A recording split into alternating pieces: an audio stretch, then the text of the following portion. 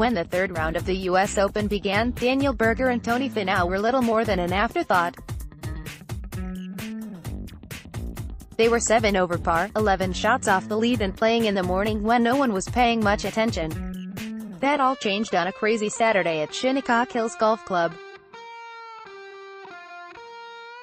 And when the final round begins on Sunday, Berger and Finau will be playing in the last group of the day, each trying to win their first major championship under considerably more scrutiny.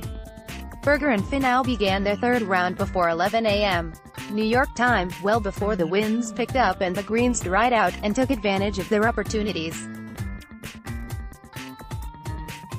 Each posted a 66, leaving them at 3 over 213, and spent the rest of the afternoon watching as the field crept closer and closer to them. "This is what we practice for," Finau said.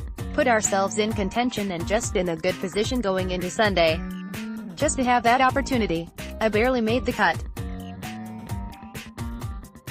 I'm really happy with where I'm at. If either Berger or Finau win, they would match Lou Gramm, 1975 for the largest come-from-behind victory in the final 36 holes of the championship."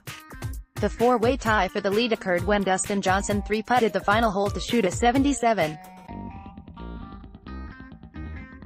Johnson started the day with a 4-shot lead, but he made a double bogey on the second hole and shot 41 on the front. He needed 38 putts, a total exceeded by only 2 players. The other player sharing the lead is defending champion Brooks Koepka, who shot 72. Koepka and Johnson, two best friends and workout buddies, will play in the penultimate group on Sunday. Koepka will try to become the first player to win back-to-back U.S. Open titles since Curtis Strange in 1988-89, the constant winds dried out the greens and left many of the more aggressive hole locations almost unreachable. It led to the field's third-round scoring average of 75.328. "This afternoon was very tough with wind blowing 20 and a lot of crosswind," Koepka said. "The ball was running out so far on these greens and some of these putts, there's just no grass around the hole, so it's hard to stop it. Especially when you get it downhill, downwind, you have no chance of stopping it." Australia's Mark Leishman began the day at 3 over but could never gather any momentum and struggled like many in the field, shooting an 8 over 80. He will enter the final round tied for 33rd. After shooting a 2 over 35 on his front 9, Leishman made 2 bogeys to begin his second 9, but then righted the ship with 3 consecutive pars. From those 12 to 14, Leishman had a disappointing finish to his day, playing his final 4 holes in 4 over, including a double bogey on number 15 and bogeys on nose 16 and 18. New Zealander Ryan Fox is tied for 23rd with 18 holes to play, at 9 over, while Tim Wilkinson is tied for 61st, alongside Ross Fisher and Ricky Fowler among the 67 players who made the cut. Justin Rose shot 73 and is 1 shot back of the leaders at 4 over 214, and Henrik Stenson shot 74 and stands at 5 over.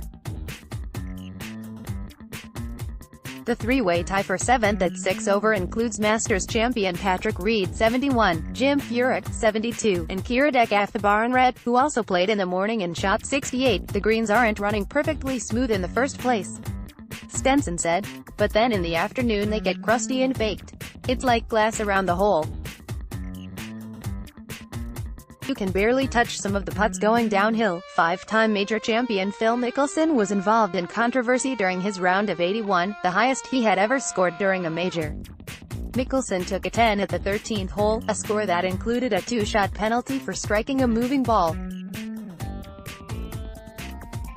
After missing from 20 feet and watching his putt sail past the hole and headed toward the slope, Mickelson rushed to the rolling ball and slapped it back toward the hole in violation of the rules. "Look, I don't mean disrespect to anybody," Mickelson said. "I know it's a 2-shot penalty. At that time, I just didn't feel like going back and forth and hitting the same shot over. I took the 2-shot penalty and moved on." The USGA said it did not discuss disqualifying Mickelson for the violation.